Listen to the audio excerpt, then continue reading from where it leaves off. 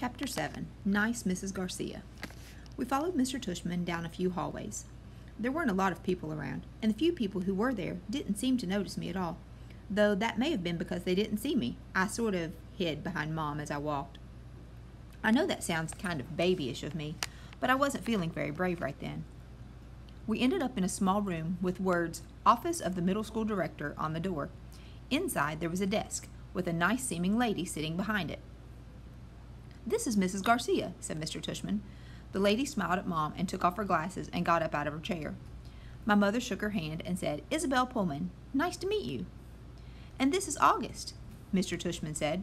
Mom kind of stepped aside a bit so I would move forward. Then that thing happened that I've seen happen a million times before. When I looked up at her, Mrs. Garcia's eyes dropped for a second. It was so fast that no one else would have even noticed, since the rest of her face stayed exactly the same. She was smiling a really shiny smile. "Such a pleasure to meet you, August," she said, holding out her hand for me to shake.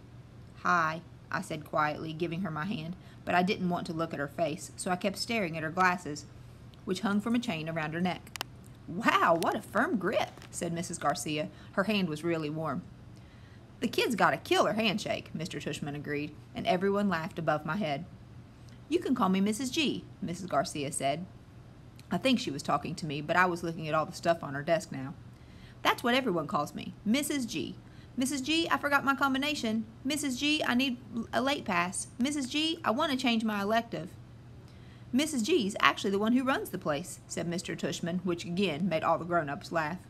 "I'm here every morning by 7:30, Mrs. Garcia continued, still looking at me while I stared down at her brown sandals with small purple flowers on the buckles. "So if you ever need anything, August, I'm the one to ask, and you can ask me anything." "Okay," I mumbled. "Oh, look at that cute baby," Mom said, pointing to one of the photographs on Mrs. Garcia's bulletin board. "Is he yours?" "Oh, no, my goodness," said Mrs. Garcia, smiling a big smile now that was totally different from her shiny smile. "You've just made my day. He's my grandson." "What a cutie," said Mom, shaking her head. "How old?" "In that picture, he was 5 months, I think. But he's big now, almost 8 years old."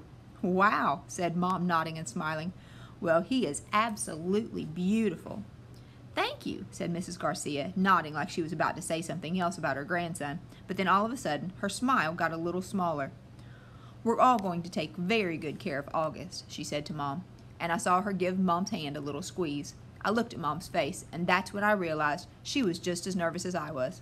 I guess I liked Mrs. Garcia when she wasn't wearing her shiny smile.